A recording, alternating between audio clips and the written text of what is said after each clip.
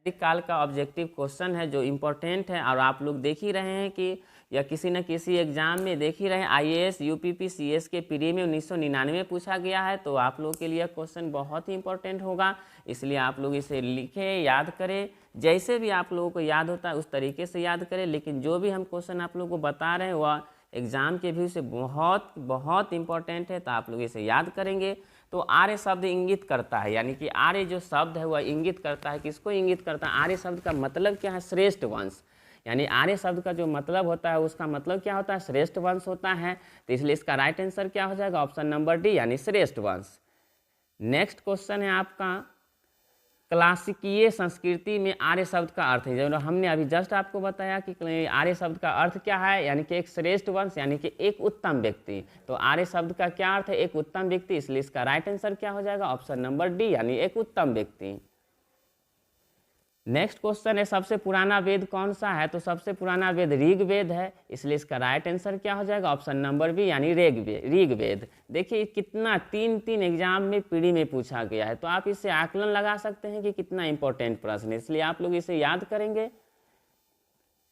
Next है त्रयी। त्रयी नाम है, तो त्रयी के नाम से क्या जाना जाता है? तीन वेदों को, यानी तीन वेदों को त्रयी नाम कहा जाता है, इसलिए इसका राइट आंसर क्या? ऑप्शन नंबर ए, यानी कि तीन वेदों का।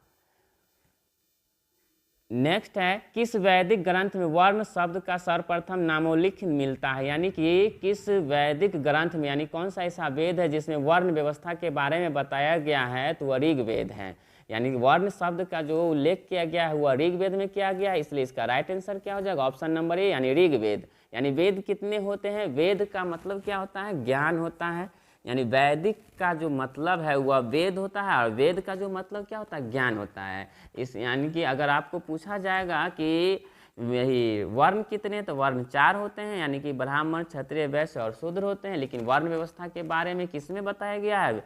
कौन से वेद में बताया गया है? तो ऋग्वेद में बताया गया, इसलिए इसका राइट आंसर क्या है? ऑप्शन नंबर यानी कि ऋग्वेद।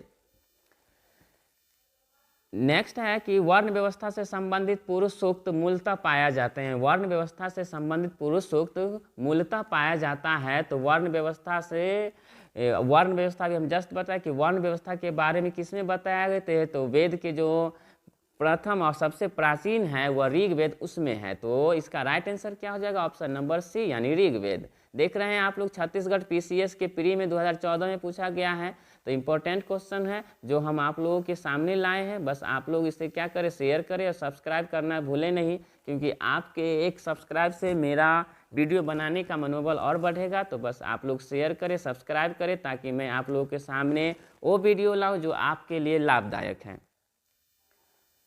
नेक्स्ट है आपका सुमेलित करना, यानी कि मिलान करना, मैच करना है। तो अथर्ववेद है, ऋग्वेद है, यजुर्वेद है, सामवेद है।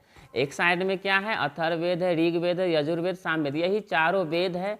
और इधर क्या? ईश्वर महिमा, बलिदान, औषधियों से संबंधित संगीत है। तो अथर्ववेद का जो संबंध है ना, औषधियों से संबंधित है, याद रखेंगे। अथर्ववेद का संबंध किससे? औषधियों से संबंधित है। ऋग्वेद का जो संबंध है ईश्वर महिमा से संबंधित है। यजुर्वेद का जो संबंध है वह बलिदान विधि से संबंध है। सामवेद का जो संबंध है वह संगीत से संबंध है। याद रखेंगे, औषधियों से संबंध अथर्ववेद कहलाता है, अथर्ववेद है, संगीत से सामवेद है, बलिदान से यजुर्वेद है, ईश्वर महिमा से ऋग्वेद है। नेक्स्ट है आपका, फिर से आपको मैच करना है सूची 1 को सूची 2 से। तो फिर ऋग्वेद है, तो ऋग्वेद का जो संबंध है वो किससे है? तो स्तोत्र एवं प्रार्थनाएं से, यानी कि प्रार्थना का जो संबंध है वह ऋग्वेद से है। यजुर्वेद का क्या है? फिर कर्मकांड से, यानी कि स्तोत्र एवं कर्मकांड, यानी कि कर्मकांड का जो संबंध है वह यजुर्वेद से है। सामवेद का संगीत से, जो हमने अभी जस्ट बताया। अथर्ववेद का तंत्र मंत्र एवं वस्त्र, यानी तंत्र मंत्र का जो भी होगा अथर्ववेद होगा, प्रार्थना जो भी होगा ऋग्वेद होगा, और कर्म कांड जो होगा, यानी कि कैसा कौन कर्म करता है उसके अनुसार क्या मिलता है उसको, तो सबसे रिलेटेड कर्म कांड से रिलेटेड यजुर्वेद होता है, और संगीत से रिलेटेड सामवेद होता है। तो आप लोग इसे याद कर जाएंगे, क्योंकि यह किसी न किसी एग्जाम में पूछा ही जाएगा। भरोसे के साथ इसे याद कीजिए, और आने वाले किसी भी पीसीएस के लिए हो, या बीपीएससी हो, या एसएससी हो, या कोई भी हो एग्जाम्स, लेकिन जीके जीएस के लिए यह बहुत इंपॉर्टेंट है, इसलिए आप लोग इसे याद करेंगे। नेक्स्ट है, निम्नलिखित 4 वेदों में से किस एक में जादुई माया और वशीकरण का, तो जादू टोना ना तंत्र मंत्र का जो भी बात आता है, तंत्र मंत्र, जादुई माया, वो किस में आता है, अथर्ववेद में आता है। इसलिए इसका राइट आंसर क्या हो जाएगा, option number c, Atharvaveda. Rigveda में ऋचाएं, तो ऋग्वेद में ऋचाएं कितनी होती है, 10,552 होती है, जो इसमें नहीं है।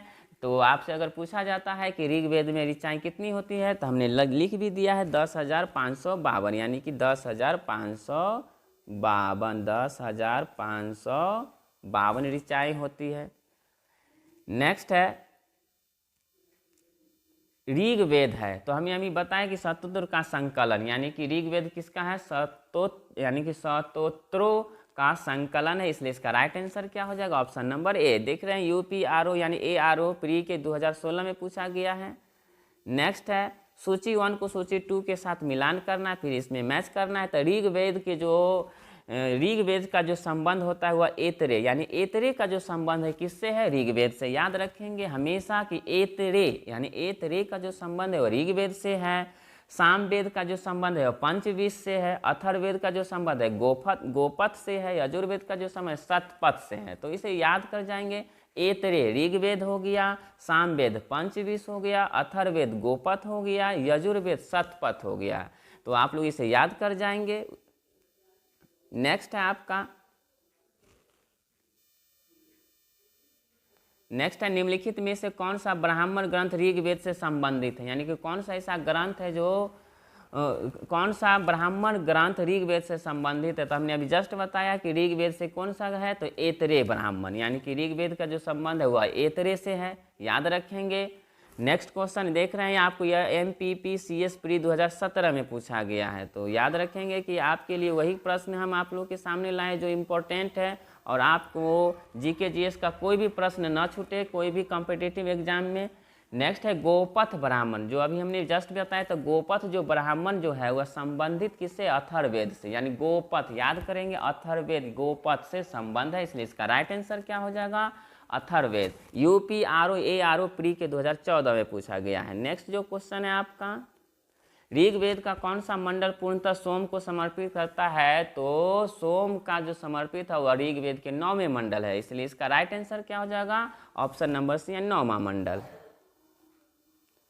नेक्स्ट ऋग्वेद संहिता का 9वां मंडल पूर्णतः किसको समर्पित, अभी जस्ट रिपीट हो रहा है, देख ही रहे हैं कि बार बार ये रिपीट होता है क्वेश्चन। तो यह 40वीं BPSC प्री में 1995 में पूछा गया। तो ऋग्वेद संहिता का जो 9वां मंडल है वह किससे समर्पित है, यानी सोम का है।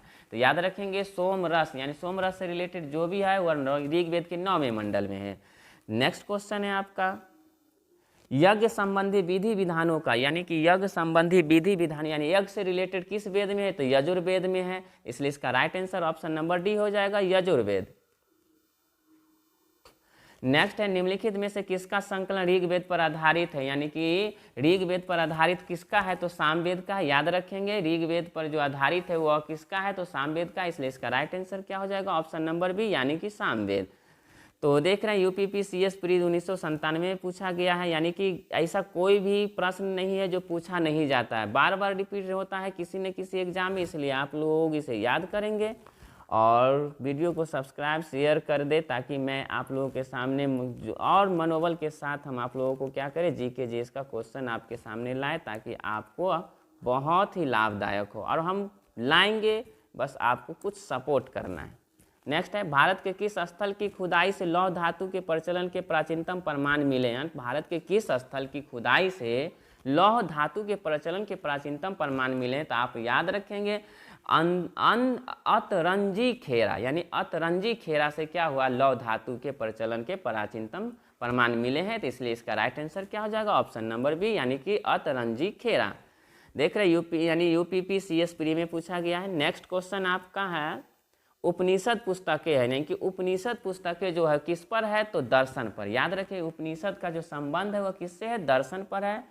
नेक्स्ट क्वेश्चन है आपका, उपनिषदों का मुख्य विषय है, यानी अभी जस्ट हमने देखे रिपीट होता है क्वेश्चन, देख लीजिए कि आप लोगों को रिपीट होता है। उपनिषदों का जो संबंध है वह किसका है, दर्शन से संबंध है। नेक्स्ट है, निम्नलिखित में से किस एक वैदिक साहित्य में मोक्ष की चर्चा मिलती है, यानी कि मोक्ष की चर्चा जो मिलती है वो किस में है, तो उपनिषद में। याद रखेंगे मोक्ष का जो संबंध होता है उपनिषद से है। इसलिए इसका राइट आंसर क्या हो जाएगा, ऑप्शन नंबर डी, यानी उपनिषद।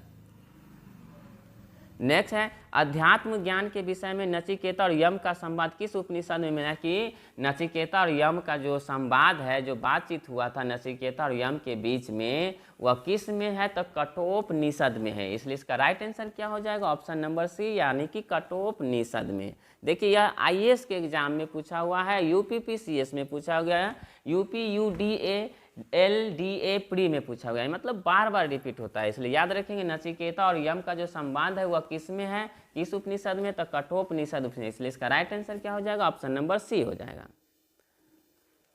नेक्स्ट है नचिकेता आख्यान का उल्लेख, जब भी जस्ट है नचिकेता से रिलेटेड, यम से रिलेटेड जो भी है वह कठोपनिषद में है। इसलिए इसका राइट आंसर क्या हो जाएगा? ऑप्शन नंबर सी, यानी कि Kathopanishad. Next and last question है आज के वीडियो का। तो उपनिषद काल के राजा अश्वपति शासक थे, यानी कि उपनिषद काल के जो राजा अश्वपति थे वह शासक थे, वह किसके थे? तो केकई के थे। तो इसलिए आप लोग इसको क्या करेंगे? अच्छे से याद करेंगे। अगर मेरा वीडियो आप लोगों को अच्छा लगा है तो वीडियो को सब्सक्राइब करके शेयर कर दें, और शेयर करना तो बिल्कुल ना भूलें, क्योंकि आपके सपोर्ट से ही हम आपके सामने अच्छे अच्छे वीडियो लेके आएंगे। आज के लिए इतना ही, धन्यवाद।